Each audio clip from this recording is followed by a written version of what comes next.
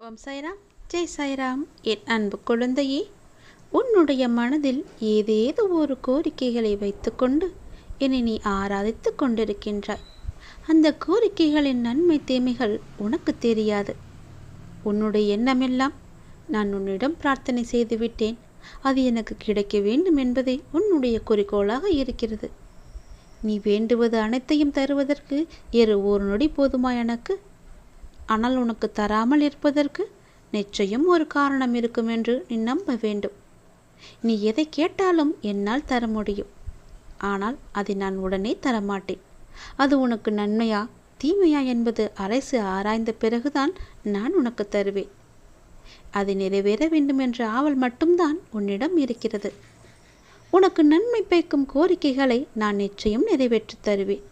அது இல்லை என்று சொல்லாமல் நான் உனக்கு கொடுப்பேன்.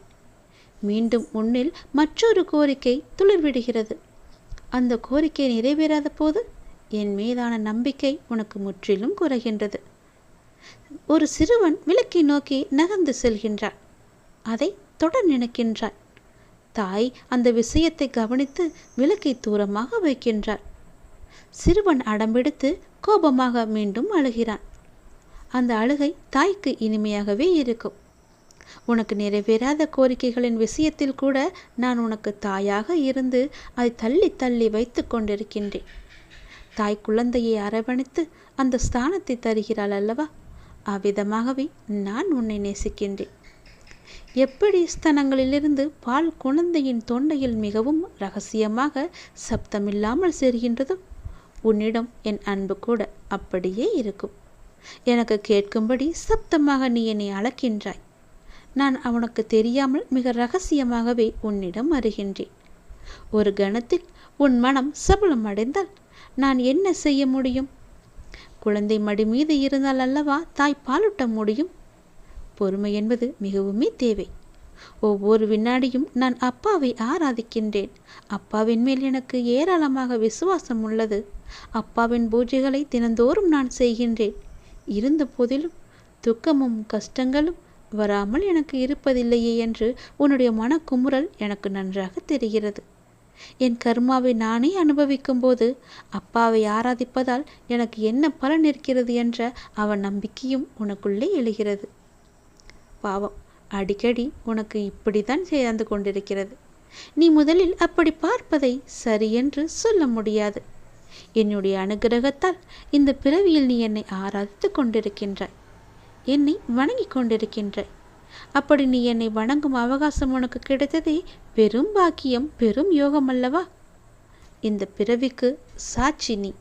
உன் பூர்வ ஜென்மங்கள் அனைத்திற்கும் சாட்சி.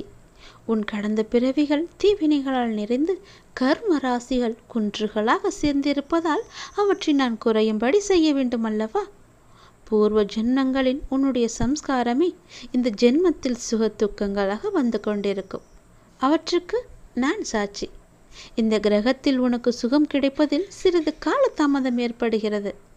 அதற்காக என் மீது வருத்தமும் படுகிறாய், கோபமும் கொள்கிறாய். உன்னுடைய செயல்கள் வெளிமுகமாக இருக்கிறது, ஆனால் என்னுடைய செயல்கள் மறைமுகமாக நடந்து கொண்டே இருக்கிறது. அது உனக்கு தெரியாது. உனக்கு எப்போது தெரிய வேண்டுமென்றால் அதை நான் நிச்சயம் அதை தெரிய வைப்பேன். எல்லாவற்றையும் செய்து முடிக்க ஒரு நொடி போதாது. மீண்டும் மீண்டும் சொல்கிறேன், உனக்கு எது நல்லதோ அதை மட்டும்தான் நான் தருவேன். நீ என் மீது கோபித்து கொண்டாலும் பரவாயில்லை, என்னை விட்டு நீ விலகி போனாலும் பரவாயில்லை. நான் உனக்கு துணையாகத்தான் இருந்து கொண்டிருப்பேன். நீ என்னுடைய குழந்தை. நான் உன்னை விட்டு எங்கும் அகல மாட்டேன். உன் விருப்பப்படியே நீ செய். உன் வாழ்க்கையில் ஒரு நல்லது நடக்கும் வரை நான் உன் கூடவே இருப்பேன். இது என் மீது சத்தியம்.